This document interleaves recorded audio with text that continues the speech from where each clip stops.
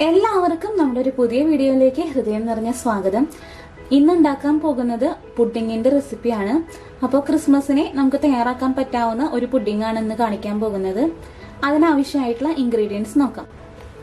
Custard jelly pudding ആണ് ഇന്ന് നമ്മൾ ചെയ്യുന്നത്. ആദ്യം നമുക്ക് കസ്റ്റാർഡ് തയ്യാറാക്കി എടുക്കണം. കസ്റ്റാർഡ് തയ്യാറാക്കാൻ ആവശ്യമായിട്ടുള്ള ഇൻഗ്രീഡിയൻസ്: പാല് വേണം. പാല് 2 കപ്പാണ് ഞാനിവിടെ എടുത്തിരിക്കുന്നത്, 250 ml കപ്പിൽ, അതായത് 1/2 ലിറ്റർ പാല്. പിന്നെ വേണ്ടത് കസ്റ്റാർഡ് പൗഡർ ആണ്. കസ്റ്റാർഡ് പൗഡർ നമുക്ക് സൂപ്പർ മാർക്കറ്റുകളിലൊക്കെ ലഭ്യമാണ്, അതുപോലെ തന്നെ ബേക്കറികളിലും കിട്ടും. കസ്റ്റാർഡ് പൗഡർ ഇല്ലാതെ ഒരു കസ്റ്റാർഡ് എങ്ങനെ തയ്യാറാക്കാം എന്നുള്ളതിന്റെ വീഡിയോ ഞാൻ മുൻപ് അപ്ലോഡ് ചെയ്തിട്ടുണ്ട്. അതിന്റെ ലിങ്ക് ഞാൻ ഡിസ്ക്രിപ്ഷൻ ബോക്സിൽ കൊടുക്കാം. പിന്നെ വേണ്ടത് കണ്ടൻസ്ഡ് മിൽക്ക് ആണ്. നിങ്ങൾക്ക് കണ്ടൻസ്ഡ് മിൽക്ക് കയ്യിലില്ല എന്നുണ്ടെങ്കിൽ പഞ്ചസാര ഉപയോഗിക്കാം. ആദ്യം നമുക്കപ്പോൾ കസ്റ്റാർഡ് തയ്യാറാക്കിയെടുക്കാം. കസ്റ്റാർഡ് തയ്യാറാക്കുന്നതിന് മുൻപായിട്ട് നമുക്ക് ഈ കസ്റ്റാർഡ് പൗഡർ ഒന്ന് ഇത്തിരി പാൽ ഉപയോഗിച്ചിട്ട് കലക്കി വെക്കണം. കസ്റ്റാർഡ് പൗഡർ ഒരിക്കലും ഡയറക്റ്റ് ആയിട്ട് പാലിൽ ചേർക്കരുത്, കാരണം കട്ട കിട്ടും. ആദ്യം നമുക്കപ്പോൾ 2 ടേബിൾ സ്പൂൺ കസ്റ്റാർഡ് പൗഡറാണ് ഞാനിവിടെ എടുത്തിരിക്കുന്നത്. നമുക്ക് ഇത്തിരി പാൽ ഒഴിച്ചിട്ട് ഒന്ന് കലക്കി വെക്കാം. അപ്പോൾ കസ്റ്റാർഡ് പൗഡർ ഞാനൊരു 4 ടേബിൾ സ്പൂൺ പാൽ ഒഴിച്ചിട്ട് കലക്കി വെച്ചിട്ടുണ്ട്. കസ്റ്റാർഡ് തയ്യാറാക്കാൻ ആവശ്യമായിട്ടുള്ള പാല് ഞാൻ ഇവിടെ ചൂടാക്കാൻ വെച്ചിട്ടുണ്ട്. ഒന്ന് തിളച്ച് തുടങ്ങുമ്പോൾ നമുക്ക് കസ്റ്റാർഡ് പൗഡർ കലക്കിയത് ഒഴിച്ചു കൊടുക്കാം. പാലൊന്ന് തിളച്ച് തുടങ്ങിയിട്ടുണ്ട്. തീ നല്ല ലോ ഫ്ലെയിമിൽ വെക്കാനായിട്ട് പ്രത്യേകം ശ്രദ്ധിക്കണം. നമുക്ക് ഇളക്കി ഒന്ന് കുറുക്കി എടുക്കണത്.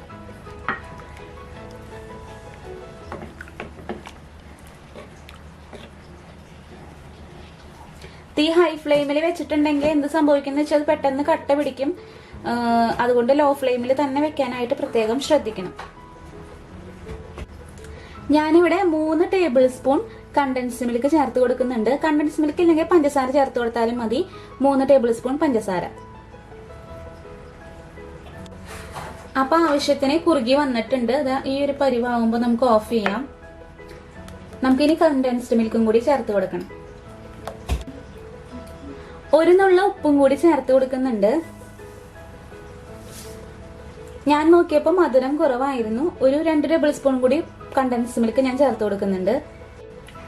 ഞാൻ മൊത്തം 5 ടേബിൾ സ്പൂൺ കണ്ടൻസ്ഡ് മിൽക്ക് ഇതിലോട്ട് ചേർത്ത് കൊടുത്തിട്ടുണ്ട്. മധുരത്തിനനുസരിച്ചിട്ട് നിങ്ങൾക്ക് അതിന്റെ അളവിൽ മാറ്റം വരുത്താം. ചിലർക്ക് നല്ല മധുരം, ഇതിപ്പോ മീഡിയം സൈസ് മധുരമാണ്. നിങ്ങൾക്ക് നല്ല മധുരം വേണമെന്നുണ്ടെങ്കിൽ ഒരു 6 ടേബിൾ സ്പൂൺ വരെ പഞ്ചസാര ചേർത്ത് കൊടുക്കാം. 3 ടേബിൾ സ്പൂൺ ആദ്യം ചേർത്ത് കൊടുക്കുക. എന്നിട്ട് മധുരം നോക്കിയിട്ട് നിങ്ങൾക്ക് കൂട്ടുകയോ കുറയ്ക്കുകയോ ചെയ്യാം. ഇനി നമുക്ക് ഇതിലോട്ട് കുറച്ച് ഫ്രഷ് ഫ്രൂട്ട്സ് ആഡ് ചെയ്യണം.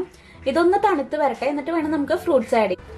അടുത്തത് നമുക്ക് ജെല്ലി തയ്യാറാക്കി എടുക്കണം. അതിനായിട്ട് ഞാനിവിടെ ഫോസ്റ്റർ ക്ലാർക്കിന്റെ റാസ്ബെറി ഫ്ലേവറാണ് എടുത്തിരിക്കുന്നത്.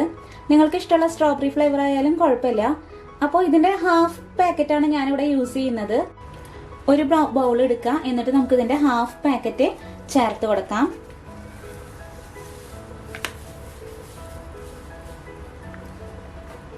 ഇനി നമുക്ക് ഇതിലോട്ട് 1/2 കപ്പ് ചൂടുള്ള വെള്ളം, തിളച്ച വെള്ളം ചേർത്ത് കൊടുക്കാം.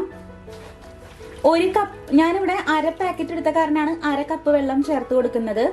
ഇത് നന്നായിട്ട് മിക്സ് ചെയ്തിട്ട് ഇതൊന്നും തണുത്ത് വരണം. അതുവരെ നമുക്ക് വെയിറ്റ് ചെയ്യാം. നമ്മൾ നന്നായിട്ട് മിക്സ് ചെയ്തിട്ടുണ്ട്. ഇതിനി ഒന്ന് തണുത്ത് വരട്ടെ. ഞാനിവിടെ കസ്റ്റാർഡും അതുപോലെ തന്നെ നമ്മളുടെ ജെല്ലിയും കൂടിയിട്ട് സെറ്റ് ചെയ്യാൻ വെച്ചിട്ടുണ്ടായിരുന്നു, തണുക്കാൻ വെച്ചിട്ടുണ്ടായിരുന്നു. അപ്പോൾ അത് ആവശ്യത്തിലധികം തണുത്ത് വന്നിട്ടുണ്ട്.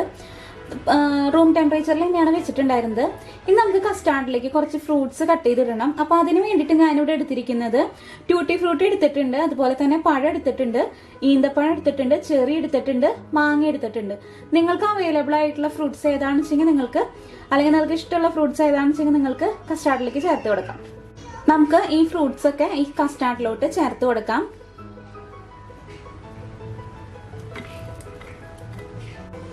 അങ്ങനെ ഫ്രൂട്ട്സും അതുപോലെ തന്നെ കസ്റ്റാർഡുമായിട്ട് നല്ലപോലെ മിക്സ് ചെയ്തിട്ടുണ്ട്. ഇനി നമുക്കിത് സെറ്റ് ചെയ്യാനായിട്ട് തുടങ്ങാം. ഞാനിവിടെ ഒരു ഐസ്ക്രീം ബൗളാണ് എടുത്തിരിക്കുന്നത്. നിങ്ങൾക്ക് അവൈലബിൾ ആയിട്ടുള്ള ഏത് ബൗൾസ് വേണമെങ്കിലും നിങ്ങൾക്ക് യൂസ് ചെയ്യാം. അതെല്ലാം നിങ്ങൾക്ക് പുഡിംഗ് ട്രേയിലാണ് സെറ്റ് ചെയ്യാൻ ആഗ്രഹമെങ്കിൽ അങ്ങനെ ചെയ്യാം. പക്ഷെ ഇങ്ങനെ ചെയ്യുന്നതായിരിക്കും, ഇങ്ങനെ ചെറിയ ഗ്ലാസ്സുകളിൽ ചെയ്യുന്നതായിരിക്കും നമുക്ക് സെർവ് ചെയ്യാൻ എളുപ്പം. നമുക്കത് സെറ്റ് ചെയ്യാനായിട്ട് തുടങ്ങാം. ആദ്യം നമുക്ക് ചേർത്ത് കൊടുക്കേണ്ടത്, ഈ ഗ്ലാസ്സിലോട്ട് ചേർത്ത് കൊടുക്കേണ്ടത് നമ്മൾ നേരത്തെ തയ്യാറാക്കി വെച്ച കസ്റ്റാർഡിന്റെ കൂട്ടാണ്. നമുക്ക് കസ്റ്റാർഡ് ചേർത്ത് കൊടുക്കാം. അങ്ങനെ കസ്റ്റാർഡ് നമുക്ക് ചേർത്ത് കൊടുക്കാം.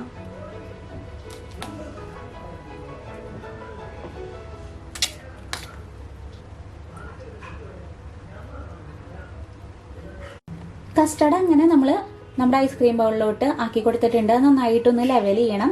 ഇതിന്റെ മേലെ നമ്മൾ നേരത്തെ തയ്യാറാക്കി വെച്ച ജെല്ലി നമുക്ക് ചേർത്ത് കൊടുക്കാം. ജെല്ലി ഒഴിക്കുമ്പോൾ ശ്രദ്ധിക്കണം, കുത്തനെ ഒഴിക്കരുത്, പതുക്കനെ നമുക്ക് ഒഴിച്ചു കൊടുക്കാം.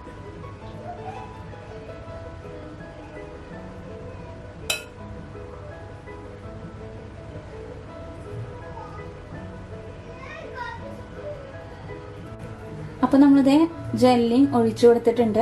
ഇനി ഇത് നമുക്ക് ഫ്രിഡ്ജിൽ സെറ്റ് ആവുന്നത് വരെ തണുപ്പിച്ചെടുക്കാം. ഫ്രിഡ്ജിൽ വെച്ചിട്ട് നമുക്ക് അങ്ങനെ തണുത്തതിന് ശേഷം ബാക്കിയുള്ള ഗാർണിഷിംഗ് പരിപാടികളൊക്കെ അപ്പം ചെയ്യാം.